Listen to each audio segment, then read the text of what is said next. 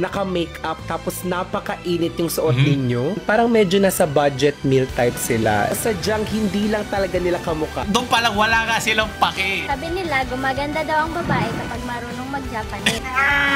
Ayan! Konnichiwa minasan, orewa Paul ko. Ngayon dadaanan natin ang mga anime memes ngayong taon kasi matagal na natin ito di nagagawa para sa inyo yan at atin na agad simulan. Ito galing kay lumang palabas, Dead. I want easy. Take this, my nigga. Thank you. Hindi yan nigero. You're welcome, son. Tadayma. Sino yan? Mawawala. Oh, okay, naalala ko na. Okay, blur. Okay, hindi natin pinapakita yan. Ay, ako. Ito may humor talaga. Sunod. Bawal dumo. Alala ko lang, rest in peace. Rest in peace, Akira Toriyama. Paano ba ito ilagay dito, ha? Napakatanga mo naman, Vegeta. Mo pa, kahit kailan. Yan, nakita ko pa nga. Sige, bigyan natin ng moment of silence. Nagsalita din nga si Oda tsaka si Kishimoto yung gumawa ng One Piece tsaka ng Naruto na all in all yung kanilang mensahe talagang parang sensei na nila na nauna sa kanila. Siya yung nag-pave ng way. Siya yung naglakad para makatakbo sila. Nakakatuwa nga yung kanilang para community ng mga creators. Isipin mo ginawa niya ng almost 11 years every week na Shonen Jump. Grabe yung consistency na ginagawa niya para doon. Hindi na ako masyado nakasunod sa Dragon Ball hanggang sa dulo-dulo. Pero lagi ako naglalaro nalaro ko pa yung PS noon. Yun yung first time ko matry yung parang 360 na klase ng labanan. Diba? Meron yung magtatantaran pa kayo ng pala ng Kamehameha or yung ni Cell, yung laser. Hindi ko na alam yung mga terms, okay? Pero in essence, kinalakihan ko yan. Rest in peace. Okay, baka may video pa tayo. Okay, John. One Piece. Yes, the One Piece. AI ba to? Diba? Ma-outlive mo talaga yung mga creator mo. Uy. Yan, dyan ako nagkaroon ng bagong fetish dyan sa mga Android. Okay. Ito galing kay Haraya Diary. O mga bata, okay, mawawala ka sa sundati paalam. Pati yung tono, maalala mo, pe. End of an era. I'm sure naman, matutuwa siya na yung mga ginawa niyang parte ng ating childhood at syempre magiging mga childhood ng mga susunod pa henerasyon, ma-outlive siya. Ngayon dadaanan natin na isang basura opinion ng ating paboritong Becky the Grappler, Tito Mars, sa kanyang take sa mga nagko-cosplay dito sa Pilipinas. Deleted na tong video post na to pero utak niya ay hindi pa rin kaya ating tiisin, diba? Sama-sama tayo dito para para to kay Akira Toriyama. Diba? Yung energy natin, dapat magkakasama tayo lahat para tiisin tong. Alam niyo naman na sobrang init dito sa Pilipinas. Umawra nga dito ng magandang outfit, yung mga pang-Korea na atake, napakahirap na Paano pa kaya yung mag-cosplay kayo ng naka-wig, naka-makeup, tapos napakainit yung suot ninyo? Yun nga yung maganda dun na mas mahirap siya. So ba't lalo mo pang ginagawa? So ibig sabihin, ganun sila ka-passionate. Kung ano pa yung mas mahirap gawin, yun yung mas pagtitiisan nila. Kasi gusto nila yung ginagawa nila, di ba? Pag ayaw may dahilan, pag gusto may paraan. So, tingin nyo, ano na lang magiging itsura ninyo? Hindi ako mahilig sa anime. Halata naman Doon palang wala nga silang pake. Kung ba nangingialam ka lang sa gusto nila, kung ayaw mo, di okay. Opinion mo na hindi mo hilig manood na anime, wala lang problema Pero pag kailangan pang yurakan yung kagustuhan na iba kasi di mo gusto yun, diba? Basta nagmumukha tayong pakilamero at walang ibang buhay, hindi maghanap ng mali sa iba. Anong nangyari? Ikaw pa yung naging mali. Alam ko lang yung mga animes na napapanood dati sa Animes? Channel 7. Channel 7, lahat na bata na simulado, di ba? Sa Voltes 5, tapos sa Pokemon, di ba? Madadagdagan Digimon, mga, at pangalan nito? Sinong boy ito? Hindi si Boy Tapa. Astro Boy, di ba? Ikaw Astro Girl. Bleach, Naruto, Fairy Tail, Doraemon, anime ba yun?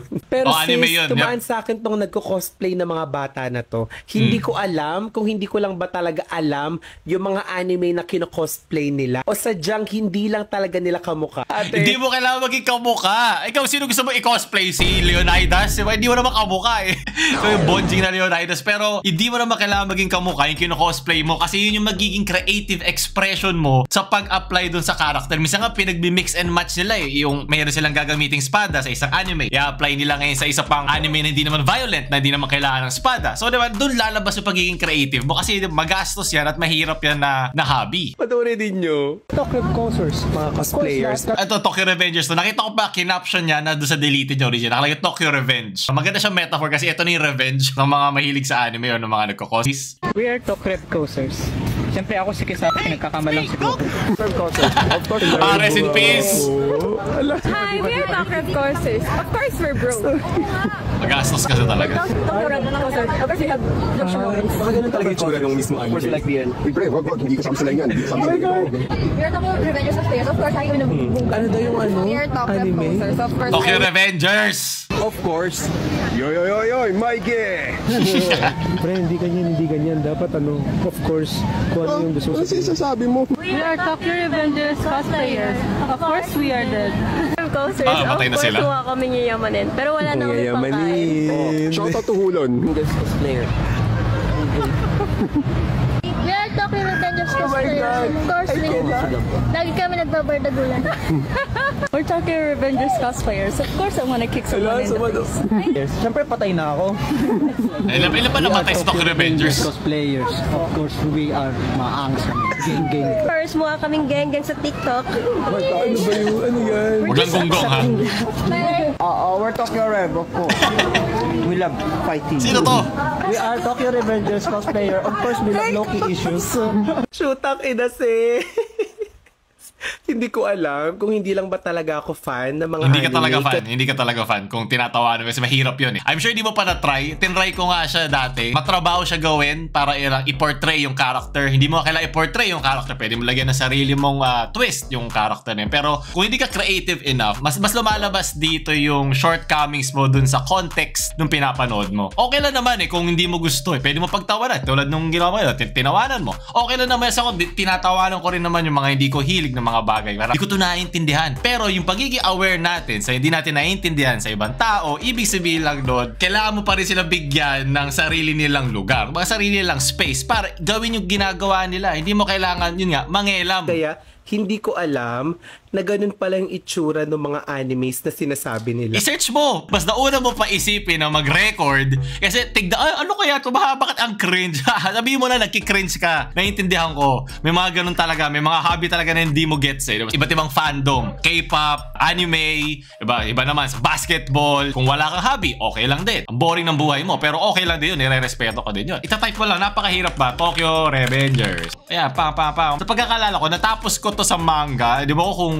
natapos na to sa anime? Ang mga high school kids sila eh. Doon ako natatawa kasi alalakas nila. Para sila mga mayroong kapangyarihan na wala naman talaga. Kasi literal na para siya insane human strength.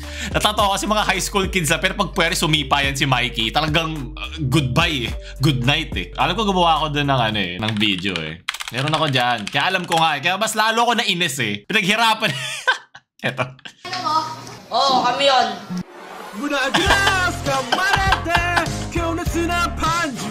Konnichiwa mga Ayan, 2 years ago. Full circle tayo dito sa'yo. Hindi ko sila ng anime sis, pero ang sabi nila, Tokyo Revengers daw. Ito yun. Ayan yung anime na Tokyo Revengers. So malamang, ayan yung ginagaya nila. Ate, yung mga comment section nito sobrang legit.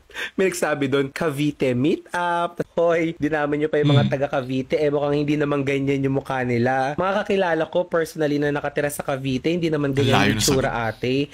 Mga ka-level natin ng kagandahan. Taga Etimax pala to. Wala namang masama sa pagka-cosplay. Maganda nga yan. Kesa yung mga kabataan. Alam mo yun, nalulunong sa masamang gawain, sa mga droga, sa pagnanakaw, sa mga kung anong gawain sa kalsada. Siguro kaya yung mga tao nakapanood dito kasama na ako is naaliw lang sa mga itsura ng mga cosplayer. Kasi alam nyo yun, parang medyo nasa budget meal type sila. Like, wala namang masama doon. Pero kitang-kita mo kasi yung parang lalong-lalo na sa makeup sis. Diba? Alam niyo yan. Nagkaroon ako ng issue dyan kasi nga skincare muna bago makeup. Pero dito kasi sis, yung mga makeup nila is halatang-halatang, alam mo yon sobrang cakey, pawis na pawis. Minadali lang naman nila. Mukha ba lahat yan mga makeup guru?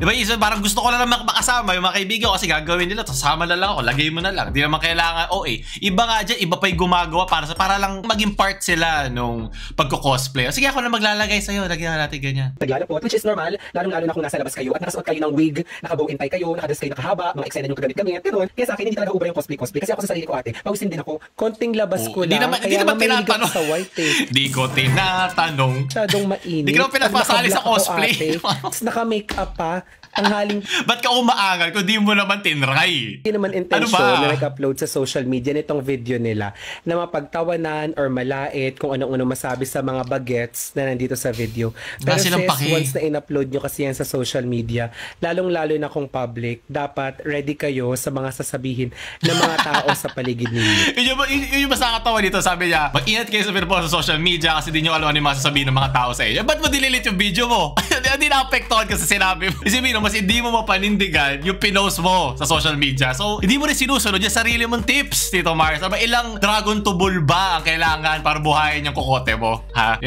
Kaya ano ka, hindi ka kay Shetron ka. Kasing sip-sip mo si Cell. Ito yung kalaban ni Gon. Kaya ayun, kung kayo sa sarili ninyo, medyo may pagkabalat sibuyas kayo, mabuti na lang sis na it's either i-private nyo na lang, i-send nyo na lang sa mga friends nyo, wag nyo na lang alam mo yung dating nito, parang, ewan ko sa kanyang condescending na aura. Kaya sa i-post nyo to, isa nyo na lang sa friends nyo kasi parang nakakahiya eh. Parang cringe yung ginagawa nyo. Parang ganun yung dating eh. Diba? Hindi mo naman kailangan kasi outright sabihin na isang bagay. Diba? Minsan yung paraan ng pagsabi natin, yung paraan ng pagpresenta, diba? Kita mo, tinawanan niya. Tapos nagbibigay siya dito ng parang backhanded compliments na, alam nyo na, ito pinapost nyo na, sigurado ka ba na di nila alam ng mga bata? Ikaw dinilit mo nga eh. Diba? Ikaw hindi ka na nga bata eh. Pero pumapatol ka sa mga ganitong klaseng topic para mag-viral. Lahat naman ng tao may opinion. Okay? Pero may mga opinion talagang basura. Mga tipong hindi mo na nilabas doon sa tae na tinatawag mong kokote mo. Total, mahilig ka sa anime. Para mag-gets mo rin yung mga reference sa panlalait ko sa'yo. Manood, magbasa ka ng mga iba't ibang mga manga. I'm sure na Attack on Titan, baka gusto mo. Diba? Or Gantz, Berserk. Mga manga yan. Medyo madugo yan. O gusto mo Monster o Death Note. Mga mas kailangan, medyo mas malalalim ng mga konsepto yan, ng philosophy, mismong animation, maganda din. Bale mo, magustuhan mo naman. O gusto Becky the Grappler, nood ka muna. Ma-action din yun. Kasi lakas din yun ng mga nasa Tondo Revengers. Yung Baki. Hindi to haki, Becky. Diba haki pampalakas, ito pampahina. Nakakapanghina ng loob. Kung lang sulot o sukot lang to, matagal na tong cringe. So, dinilit na niya. Hindi niya naiintindihan paano ang cosplay. So, ang gagawin niya ay lalaitin niya. Tapos, ayun nga, hindi niya kayang panindigan. Isa to sa mga tinuturo sa anime. Makikita mo to sa mga main characters sa iba't ibang mga anime yung resolve. Kasi big deal din yon sa Japanese culture na kompleto yung resolve mo bago ka gumawa ng isang bagay. Mahilig sila sa mga ganong konsepto eh. So ito, wala ka nung ganon klaseng enerhiya. Talagang nahihiya ka. I'm sure meron na siyang sorry, pero hindi ko natitignan. Kasi sorry ka lang din ng sorry. So wala rin kwenta. So ibig sabihin nun, gagawa ka muna ng mali bago ka mag-apology video. Instead of, isipin mo muna yung sasabihin mo bago mo siya i-post. So wala rin kwenta lahat na magiging public apology mo going forward. Kasi ginawa mo na eh. Ginawa mo na dati, gagawin mo na naman. Andito na naman kami para mainis sa mga sinabi mo, para lang dun para sa'yo. So wala la ring point. O may dito, Mars Sensei. Wala ka rin Silbe. 私たちの深い理解を得るためにビデオを作成する際にはこれらの問題を説明することが望ましいです。Yan, ganit kay Kenneth to. Yan, geto mag-public apology in Japanese din. Pagbibigyan ko lang yung public apology mo. Kung maghahapon ka tulad ko, tinaba sobrang fluent, hindi yan in AI. 問題はコンテンツクリエイターのような私たち全員にとって重要であり、批判的に So kung trash talkin nyo si Tito Mars ng merong anime reference para hindi niya maintindihan, para maramdaman niya yung ginawa niyang pag-alienate sa mga nagko-cosplay, i-alienate din natin siya. 議論されるべき大きな問題です。 Okay naman talaga yan. ソーシャルメディアの投稿によって私たちの意見や視点がこごつけられ、私たちが気がついていることを顕著に認め、謝罪を求めることが重要です。 Pati pala yung pati yung mukha ko rin pala, no? Okay.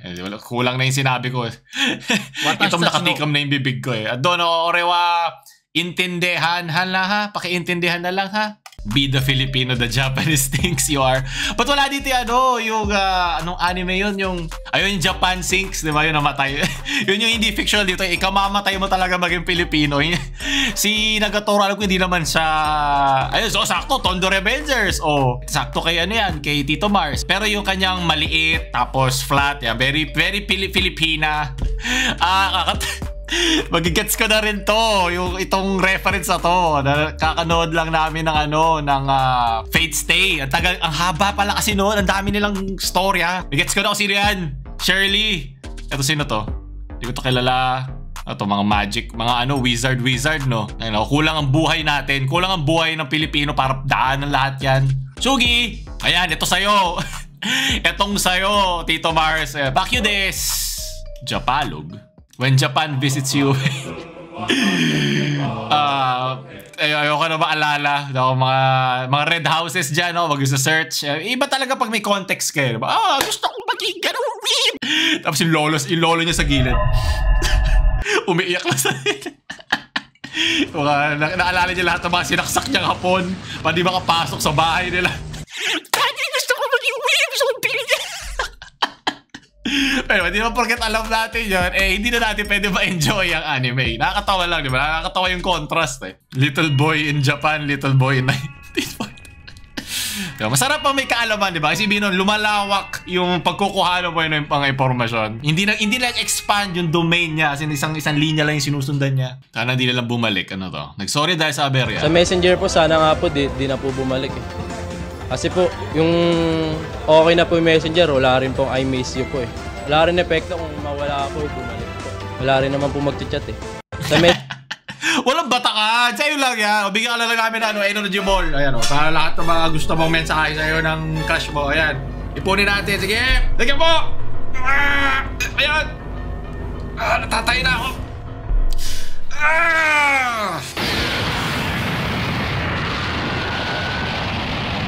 Sugi! Yan ang pinakamabigat na Energy Ball. Ang bigat ng pakiramdam. Ano to? Ayan. My God, yung Dragon Ball nga talaga. Kadiri ka. Ano ba? Sino latay dyan? Hinawakan pa ni Kuya.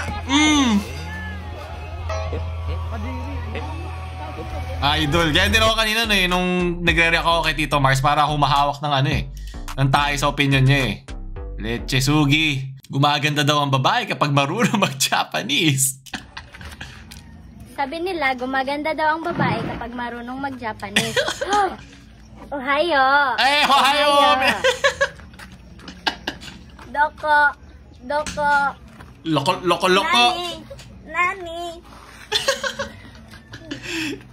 Oyasumi nasai! Good night yun, di ba? Konbanwa! Konnichiwa! Sayonara! Arigato!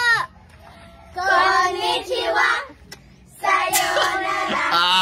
Kochi! Sayonara! Sabi mo na kochi, so na umalis dito. Paalis mo na ako, play. Nagkaman ako kochi. Nakabaon na yung pa ako. Pero okay lang, importante may confidence tayo, di ba?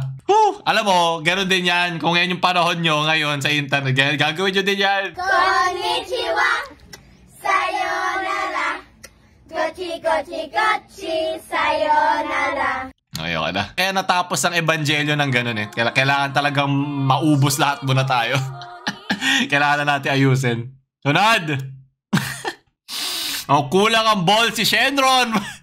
Para dito. Itong pagkukosplay na to, Tito Mars. Kaya mo? Kaya ng mga tunay na profesyon, tunay na pagbibigay ng passion at ito sa kanya motivasyon. Kuya Kim pala nagko-cosplay para lumalakas yung katawan niya, para si Taguro. Ge-ebod. Sugi, gwapo talaga yung mga lalaki nagja-Japanese. Orewa! Naruhodo Sugoi des. Kakoi ne. Sugi. Ano to? Galing kay MG nga pala.